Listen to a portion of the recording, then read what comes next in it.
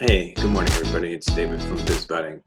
It's Sunday morning here, and was thinking about page speed, and we're getting ready to migrate Lindsay's site from her current hosting company over to the BizBudding infrastructure, where we host websites for our customers. And a couple people have asked me, how do they check page speed on their site? What should they be looking for? And a lot of people use Google Page Speed Insights. I have to tell you that PageSpeed Insights are a great debugging tool for engineers, but they're not great for using any kind of metrics that are valuable to you right now. So I'm going to share with you my screen and run through a couple tests that you should do, and you'll get a good idea of page speed, and we're going to compare it on Lindsay's site. So let me share my screen here, and I'm going to turn off my video and still talk with you here. So I'm going to go to Lindsay's site, prettydarncute.com. And once I'm here, I'm also going to run Pingdom. So I'm copying her URL and putting it in here. And I'm going to run it from Washington, D.C. And I'm going to run web page test. So I'll let these two tests run. While they're running, what I want you to do is right-click in Chrome and go to inspect. Now, if you don't use Chrome, I don't really know other way of testing this. Firefox has some tools, but in Chrome, go to the network tab. And in the network tab is where you want to be, and make sure disable cache is disabled. Now, if you refresh this page, you're going to get a whole bunch of things coming through your screen here. And if you scroll back to the top and you click on Pretty Darn Cute, you'll see that the TTFB is 962 milliseconds. Now, what that means is the server is taking 962 milliseconds to respond.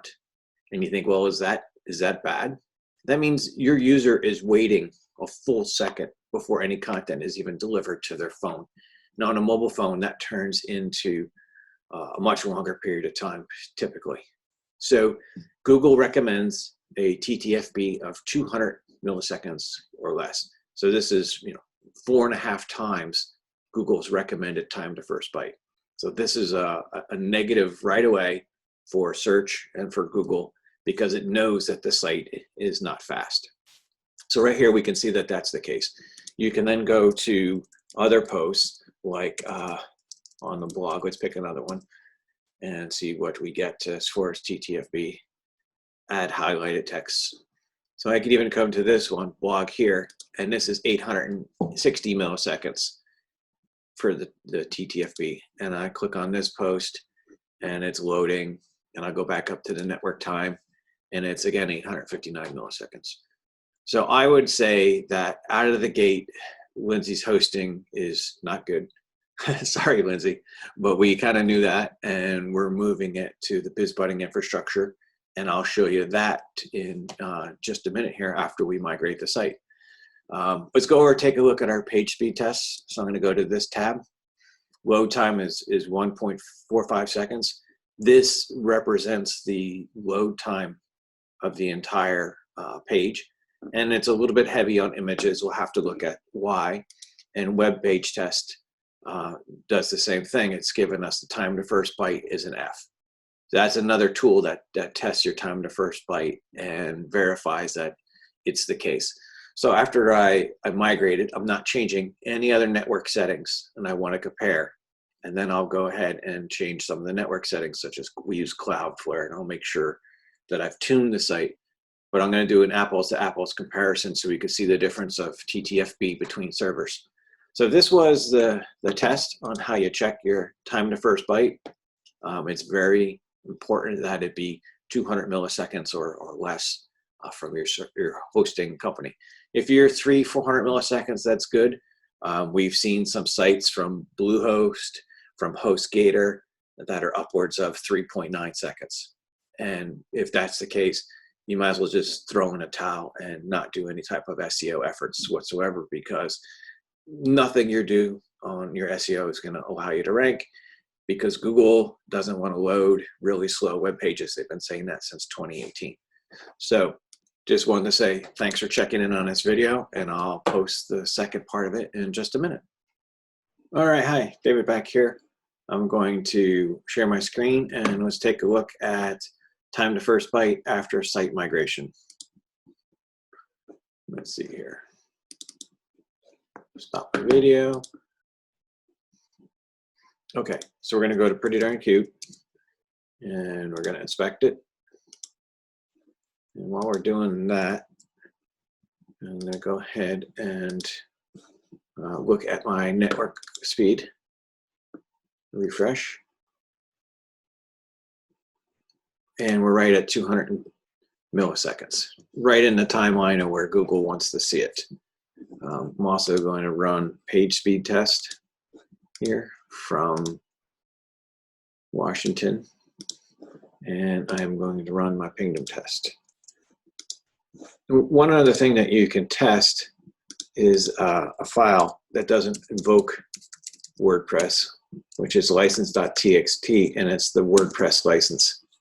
So this loads the WordPress license as a text file, and it shows that the web server is responding in 42 milliseconds.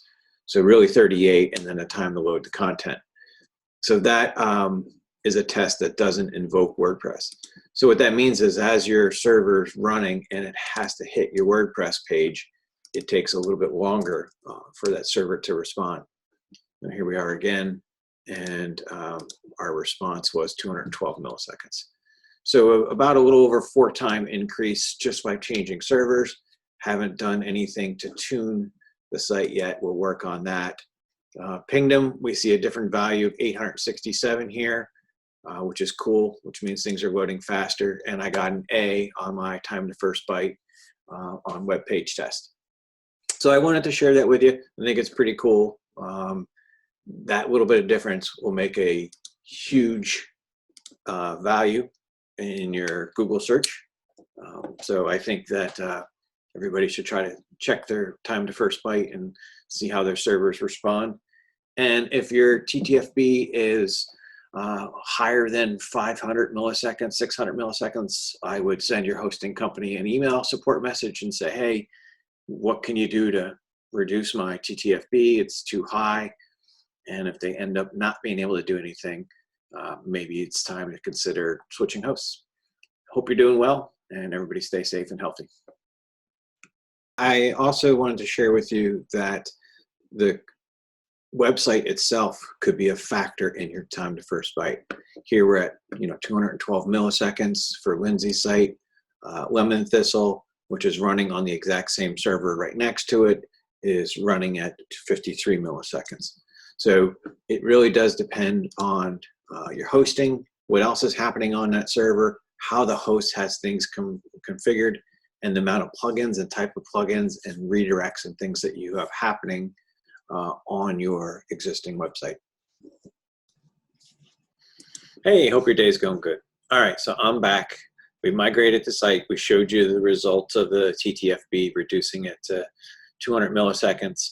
I went ahead and did some tuning on our servers. And what that means is your hosting company could employ certain caching techniques, certain object caching, static file caching. We use WP Rocket, tune the database settings, made sure all the tables are InnoDB, things that a hosting company does.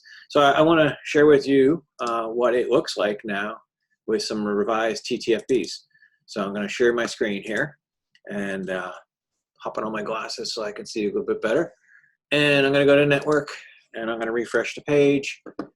And the TTFB is 49 milliseconds. So I just cut it by 75% again. So where previously Lindsay's site was running at, let's go to the free stuff page, at 890 milliseconds. Now the TTFB is running between 40 and if I refresh the page because it's going to be cached, 40 milliseconds, sorry. So depending upon how your site is set up and the way caching is done, you can make a huge improvement in the performance of your website just by getting your hosting company to do a couple things right for you. Hope that really helps and give you some motivation to get your site running fast You'll see a significant improvement in SEO, and you'll also see some new energy that you'll have because your SEO will be working better. So hope everybody has a great day, and thanks for joining us, and we'll talk to you later. Bye.